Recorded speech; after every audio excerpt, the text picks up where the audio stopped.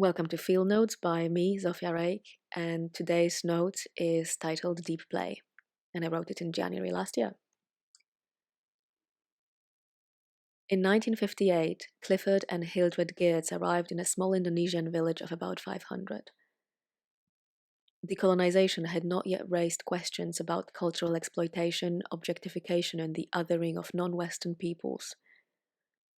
In a pre-globalized world, faraway locations still presented an attractive object of study for Western researchers, and so the Geertzes were about to conduct their fieldwork in Bali.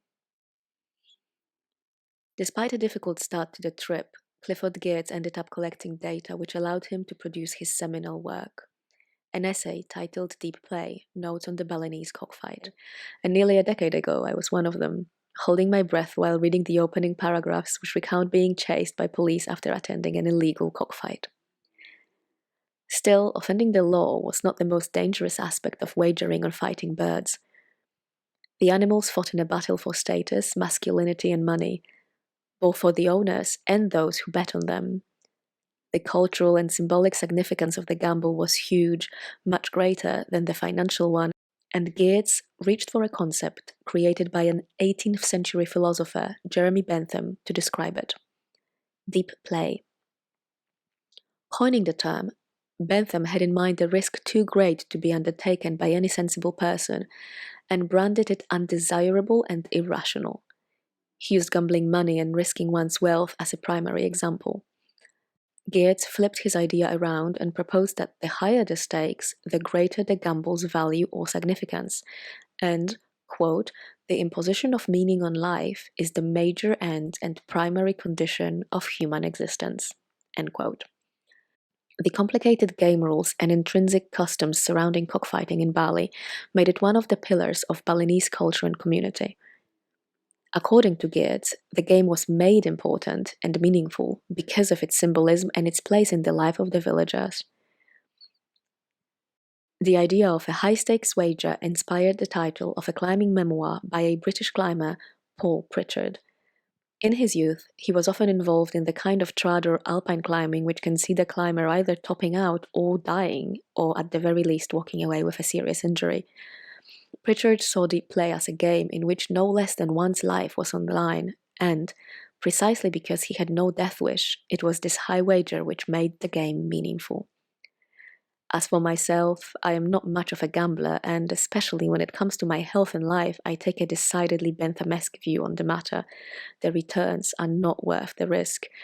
At the same time, reading the preface to Pritchard's book, I formed a very loose idea of what deep play could mean to me, and that the stakes could indeed be quite high. Instead of wagering one's life in the sense of risking its termination, I am more interested in a long-term gamble in which my time, the entirety of time that I am given to live, is at stake. In a way, it is a much less scary and pulse-raising gamble, and equally, it is much harder and even more serious, for it requires a commitment, steadfast approach, and the nerve to see it through for much longer than the duration of one climb. This is not to say that Pritchard doesn't engage in my kind of deep play. On the contrary, if his books are anything to go by, he is the perfect embodiment of it. I'll try to explain. Deep play as a way of life means uncompromisingly pursuing one's goals and values, going for it, going all out, going after what you want and not paying heed to what the society or your friends want you to do. For a climber, this might mean foregoing the stability of a job, the comforts of a home, and living in a scruffy van, or under a tarp in the desert, to climb as much as possible without worrying what will come next. For somebody who dreams of a big family, it could be committing to a relationship for better or for worse, getting pregnant 3 times in a row and ruining the chance of having an education and a career, or it could be devoting yourself to a job that you love more than anything else in life. Going for it doesn't mean it has to be one thing over everything else. My 100% commitment is to my family, although it involves no children, to my writing, and to my climbing. It is a weird 100%, but it's mine. There's no place left for a regular job. In fact, I might have become rather unemployable. Soon there will be no chances for a pregnancy, and I will never get back to time with my loved ones in Poland, which I lost by moving out of the country some 15 years ago. Still, I made my wager and I am glad of it. Deep play will look very different depending on one's circumstances, but it is always possible. Whether you live in a stable, developed country or not, there's always a degree of personal choice and freedom, and deep play, in the sense which is vaguely forming in my head, is about staying true to yourself, whatever it might mean, in the moment, but, most importantly, in the long term.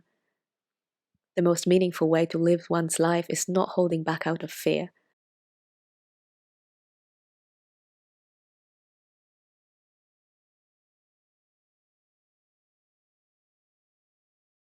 It is not the destination but the journey that matters. Or so at least I hope. And this is the end of Field Note 4, Deep Play. I've got a few footnotes which I'd like to read. The first one is regarding colonialism. As despite ongoing attempts, it becomes increasingly clear that anthropology may never be fully decolonized.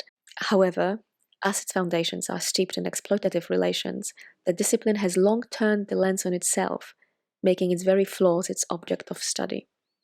Only time will tell whether the approach makes sense or not. And in addition, it's been nearly a decade since I kept up to date with the developments in contemporary anthropology. The second footnote is on Geertz's approach to ethnography, which is often criticized for lacking scientific rigor, but his deep description makes for great reading, and his symbolic anthropology, even if dated, remains an extremely interesting, if sometimes inaccurate, way of looking at culture. And now this is the true end of my field note. Thank you very much for listening to Field Notes by me, Zofia Reych. You can check out my website, borntoclimb.net. You can find some information about my book, Born to Climb: From Rock Climbing Pioneers to Olympic Athletes. And you can also subscribe to my weekly newsletter to receive free essay from me every Monday at borntoclimb.net/field notes.